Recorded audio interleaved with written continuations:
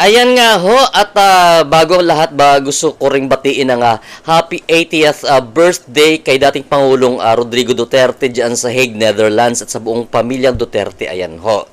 Sana ho, dumating ang point na kayo ay makabalik na ng Pilipinas dahil talagang marami nagmamahal sa inyo worldwide. Ayan ho.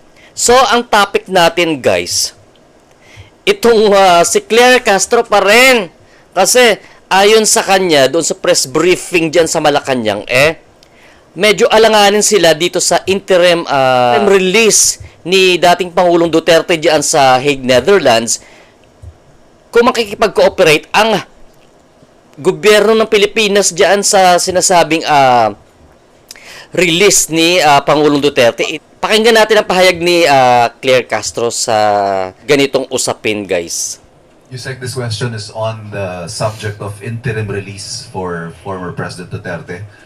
Isa raw po sa mga kondisyon for granting such a motion, according to the ICC spokesperson, is that for the country, in this case the Philippines, will accept this release and agree to certain guidelines and conditions to be set by the court. Is the Philippines going to accept the former President's interim release and commit to comply with the guidelines to be set by the ICC? With that, does it mean that we have to recognize that ICC has jurisdiction over the Philippines? I believe the family of the former President Duterte is asking and praying from the Supreme Court that the government should not cooperate with the ICC. Sword that cuts both ways, if I understand what you're saying. So, it's a no-go. Ibig sabihin po, ang interim release as far as the Philippine government is concerned. Though it's hypothetical, but as we speak now, we do not recognize the jurisdiction of the ICC over the Philippines.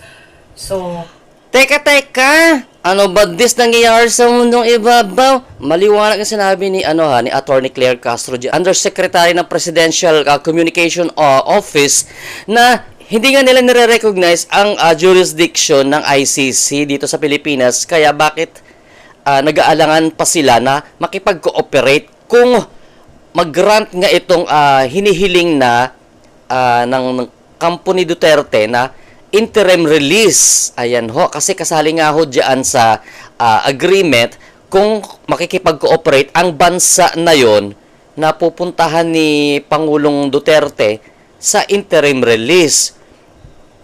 Ayon dito sa Malacanang, hindi sila makikipag-cooperate di umano kasi nga as far as jurisdiction ng ICC is concerned, hindi nga tayo member ng ICC. So this? So bakit hindi niyo pinigilan noong dinampot si Di puga ito de. Ba't hindi niyo pinigilan ng gobyerno ng Pilipinas ang pagdampot noon kay Pangulong Duterte kung naniniwala pala kayo na walang jurisdiction ang ICC dito sa bansang Philippines. Sa bansang Pilipinas. Ayan ho. Ano ba ito? Ay nako. Nakakainit ng tumbong. Ano ba talaga ang totoong estado, ang totoong pananaw ng ating gobyerno pagdating sa jurisdiction ng ICC? O ayan ha, maliwanag sa sinabi ni Attorney Claire Castro, ang spokesperson dyan sa Malacanang. Ha? Kasi nga ho, kung ang batayan ng Malacanang ay ang red notice ng Interpol, saan ba nanggaling? Hindi naman kikilos itong Interpol sa pagkakaalam ko kung walang warrant of arrest na galing sa ICC. Ayan ho.